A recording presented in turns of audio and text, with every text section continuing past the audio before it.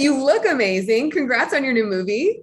Oh, thank you. And you do too. Oh, thank you. Thank you. I'm just so excited. I have younger brothers and I'm excited that so many kids can watch this movie. Are you gonna like watch with your kids when the movie's finally out tomorrow? Have you guys like already seen a screener together? Well, I've seen it, but they have not because they're in school and stuff. So they've been, they have to go to bed at a certain time, but they're watching it tomorrow and they're very excited. Yes. Are you guys having like a family night? Are you like going out and like having snacks in a movie theater? Or are you staying at home? Weirdly, one of the parents at our school organized a movie night, and then realized, she called me later and she's like, "I'm so sorry, I didn't even like run this by you. Are you uncomfortable with this?" And I was like, "No, it's totally fine. So nice that you're doing it." So this other parent has kind of like organized this movie day for some of our kids. That's so sweet. Well, I know they'll enjoy it because I so many people loved the first one, and you're Morticia, the family matriarch. What do you do to get into character?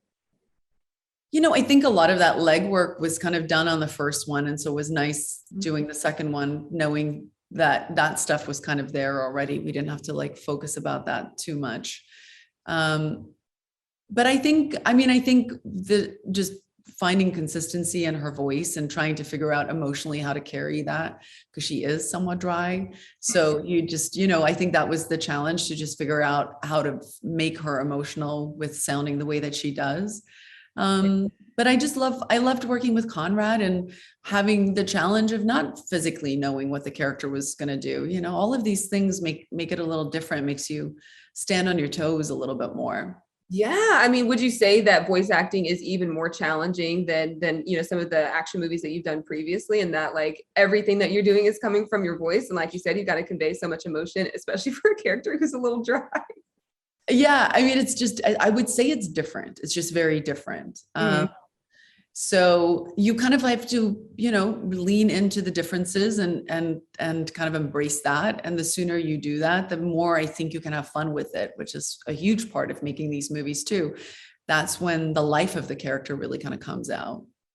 For sure. Well, and were there times that you missed having to do like combat training and fight choreography and other stuff, or were you happy to have this little escape from it for a bit? I was very happy to have this escape. My body was super grateful.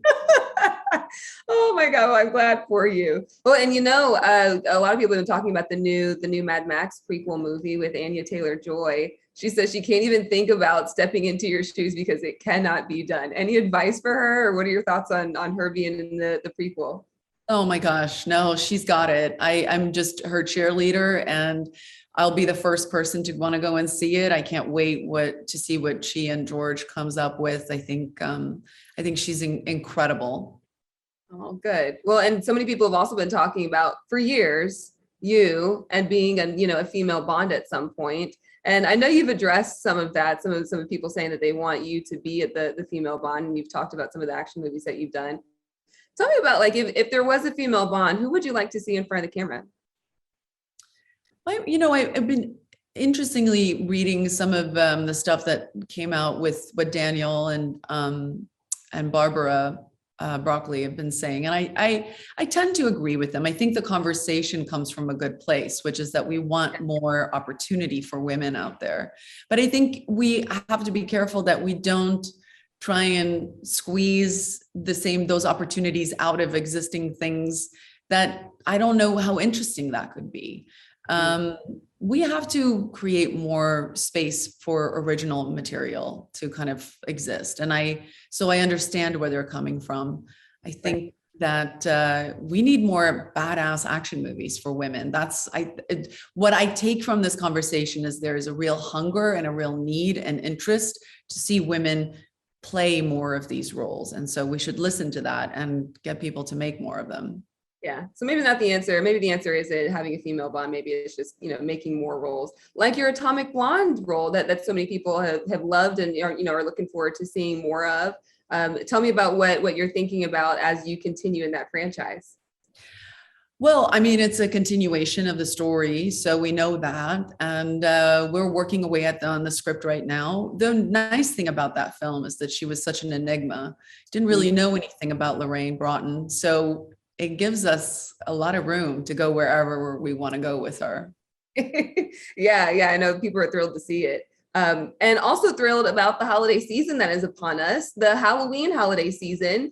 Oh, do you dress up for Halloween? Or are you and your girls talking about like, doing like an Addams Family themed? Are we going to see Morticia Wednesday? We did Addams Family Halloween when the first movie came out, and I dressed up as Gomez. I think I made a really dashing Gomez. Oscar, I think, felt a little intimidated by my Gomez. My girls were Wednesdays, and my mom was Morticia. I was intimidated by her Morticia. Oh my God. I love Halloween because my kids love Halloween so much. So I have not figured out what I'm doing for Halloween this year, but they're working on several costumes. Oh, good. Well, I'm excited to see, what they decide on. If you end up posting it on social media, or whatever, I know we're going to love it. It's going to be creative. Thank you for watching. If you want more extra, hit the subscribe button and the bell so you'll never miss a video.